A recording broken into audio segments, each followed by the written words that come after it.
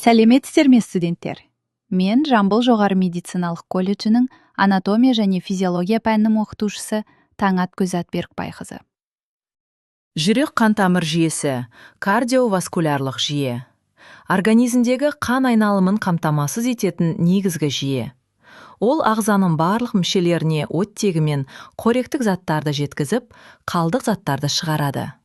Жүйе жүрек, қан тамырлары және қаннан тұрады. Бұл жүйенің дұрыс қызметі адамның өмір сүруіне тікелей байланысты. Жүректің анатомиясы. Құрылымы. Жүрек бұлшықетті мүше болып табылады, және ол кеуде қуысының ортасында, өкпе арасында орналасқан. Орташа көлемі шамамен адамның жұдырығындай. Жүрек 4 қуыстан тұрады. Жоғарғы қуыстар, атриумдар, оң және сол. Қанның жүрекке келетін бөлігі. Төменгі қуыстар, қарыншалар, оң және сол.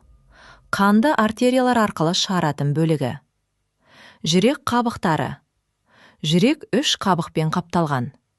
Эпикард, жүректің сыртқы қабаты, жүректі қорғайды. Миокард, жүректің бұлшықет қабаты, жиырылы мен босаңсу арқылы қан айдайды. Эндокард, ішкі қабат, қуыстар мен клапандарды жабады. Жүрек клапандары. Жүректегі клапандар қанның кері ағуын болдырмайды. Атриовентрикулярлық клапандар. Сол жақ митралды 2 жақтаулы клапан. Оң жақ трикуспидальды 3 жақтаулы клапан. Семилюнарлық клапандар. Аорта клапаны және өкпе артериясының клапаны. Қан тамырларының анатомиясы. Артериялар жүректен оттегіге бай қан тасымалдайды. Олар қалың қабырғалы, серпінді болып келеді. Негізгі артериялар. Аорта, өкпе артериясы. Веналар.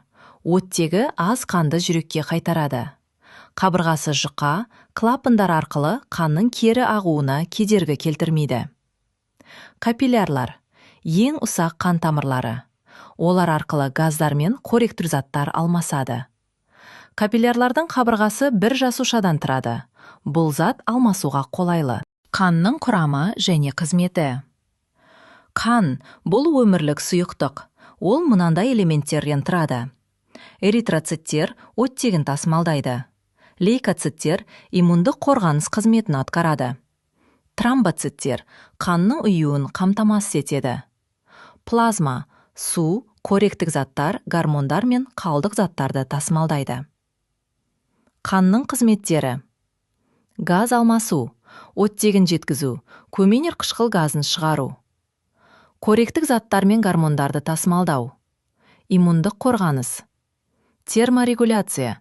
Дене температурасын тұрақтандыру, немесе бұл процесті гомеостаз жүзеге асырады. Жүрек қан тамыр жүйесінің физиологиясы. Жүректің жұмыс циклі деп, жүректің 2 негізгі фазада жұмыс істеуін айтады. Оған систола, қарыншалардың жиырылуы және қан артерияларға шығарылуы, және диастола, қарыншалардың босаңсуы, қанды атриумдардан алуы жатады. Қан айналымының түрлері. Үлкен, системалық, қан айналым шеңбері. Сол жақ жүректен басталып, дененің барлық мүшелеріне оттегіге бай қанды жеткізеді. Кіші, өкпелік, қан айналым шеңбері. Оң жақ жүректен басталып, өкпеге оттегі аз қанды жеткізеді. Өкпеде газ алмасу арқылы оттегімен байиды. Жүректің электрлік белсенділігі. Жүрек өздігінен жиырылатын автоматты бұлшықет. Синоатриалды түйін жүректің табиғи қоздырғышы. Ол импульс шығарып, жүрек ырғақтарын реттейді. Жүрек қан-тамыр жүйесін бақылау. Жүйе бірнеше механизм арқылы реттеледі. Бірінші, нерв жүйесі арқылы. Симпатикалық жүйе жүрек соғуын тездетеді. Парасимпатикалық баяулатады. Екінші, гормондық бақылау арқылы. Адреналин жүректі белсендірсе, натрий уретикалық гормон қан қысымын төмендетеді. Сонымен қатар, қан қысымы мен қан көлемі барорецепторлар арқылы реттеледі. Сонымен, жүрек қан тамыр жүйесі бұл организмнің өмірлік маңызды жүйесі. Оның анатомиясын және физиологиясын түсіну, адам денсаулығын сақтау, жүрек ауруларын алдын алу үшін қажет. Жүйенің дұрыс жұмысы дененің барлық мүшелерінің қызметін қамтамасыз етеді және өміріміздің үздіксіз ағымын қолдайды.